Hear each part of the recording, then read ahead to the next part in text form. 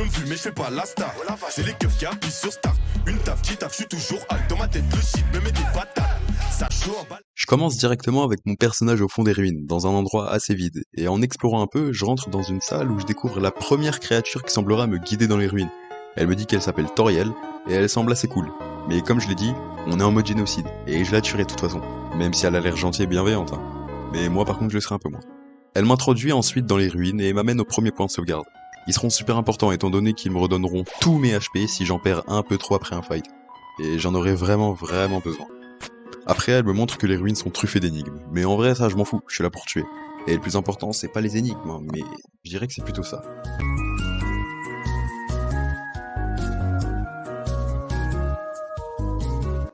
Ouais, la musique. Et c'est une des meilleures du jeu pour moi. Puis là, elle va nous apprendre à nous taper. Et en route génocide, on va faire que ça. Donc voilà mon premier ennemi qui est un mannequin. Bon, en vrai, je le tue. De toute façon, il bouge pas. C'est un mannequin. Et un peu plus tard, je rencontre mon nouvel ennemi, que je tue aussi en une fois, sans difficulté.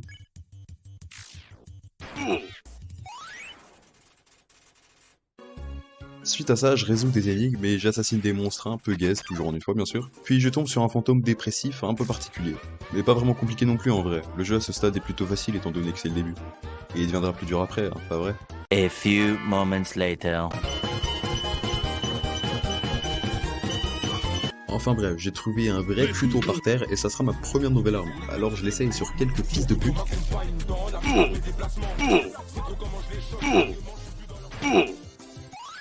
Ouais, c'est plutôt efficace.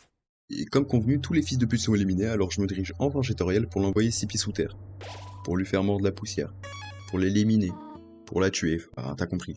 Elle prend soin de moi et me fait un petit room tour. Tout ça, alors ouais, elle est super bienveillante et elle veut que mon bien. C'est elle qui m'a tout appris, hein. Mais ça, j'en ai rien à foutre, faut que je la bute. Et puis je veux pas rester là. Alors je descends les escaliers, et je la poursuis comme un cinglé dans les ruines, et je la bloque dans un coin, là. Ouais, comme un psychopathe. Et puis là, le combat se lance.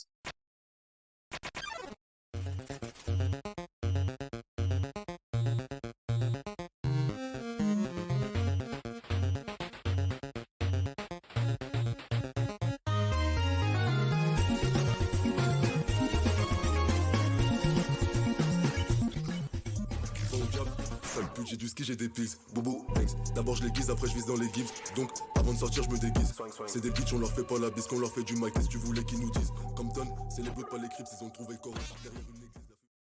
Je culpabilise.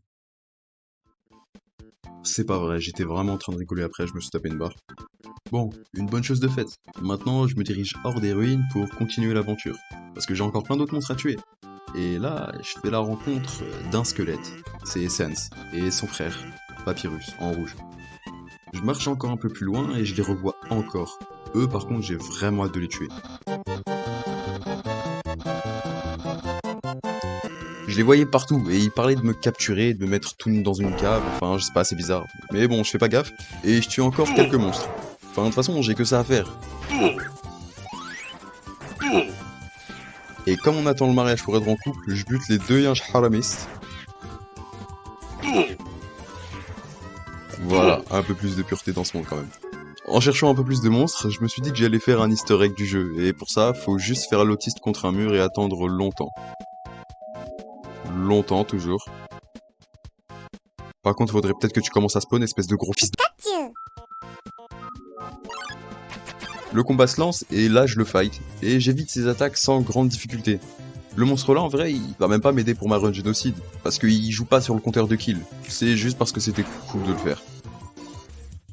Attention, grenade! Une fois le combat fini, je continue sur ma lancée et je rencontre un chiot tout petit et tout mignon qui joue dans la neige. Et je pensais qu'il était tout gentil, mais en vérité, c'est un putain de giga Chad. Alors j'aime bien les chiens, hein, mais malheureusement il subira le même sort que tous les autres. Ensuite, Sense m'avoue que si je venais à blesser son frère Papyrus comme je m'amuse à le faire depuis le début, en vérité avec les autres monstres, je risque de passer un mauvais moment. Alors du coup, je vais voir Papyrus et je lance le combat avec lui. Il est obligatoire après le combat, même si j'aurais vraiment pas aimé le tuer. Et à ce moment-là, je sais que j'étais condamné, parce que je l'avais tué. Le pire, c'est qu'il voulait même pas se battre. Il me pardonnait, mais bon, j'étais obligé. Ouais.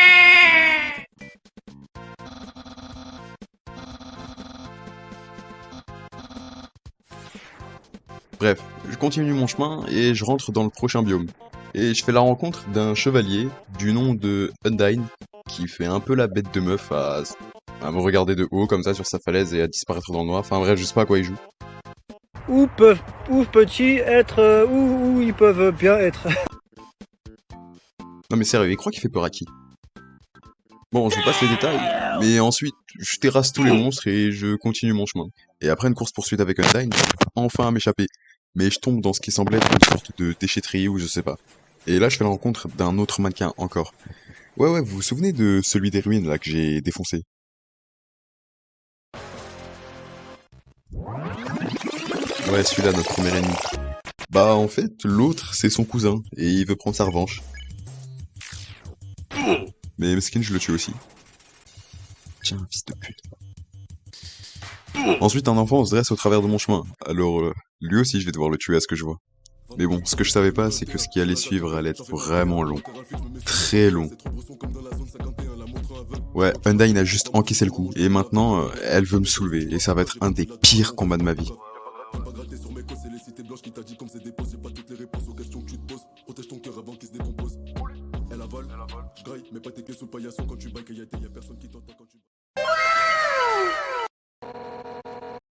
Bon bah c'est parti, on dirait, je sais même pas par où commencer d'ailleurs, elle a une vie interminable, et même ses attaques, elles vont juste vraiment trop vite. Ah ouais mais ça encore c'est que le début, parce que comme ça suffisait pas, je me faisais harceler par des milliers de lances à chaque attaque, j'en pouvais plus.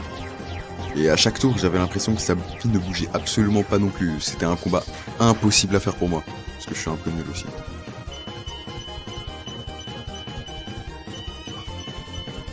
Vous voyez toutes ces lances? Eh ben j'en voyais partout, j'en avais marre, elles étaient partout je vous dis.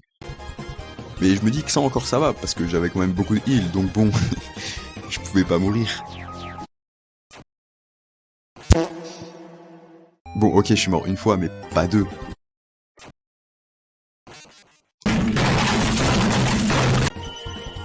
Bon au moins je m'habitue aux attaques, et je lui enlève de plus en plus de vie. Et en plus de ça, bah j'enchaîne les perfects.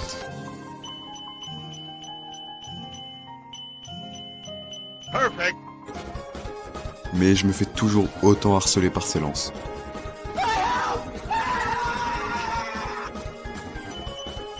Ça c'est facile, faut juste bloquer les zizi qui vont tout vite.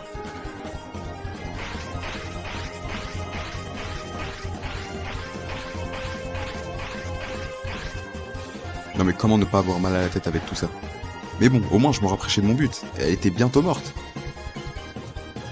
Et là, c'était le coup final.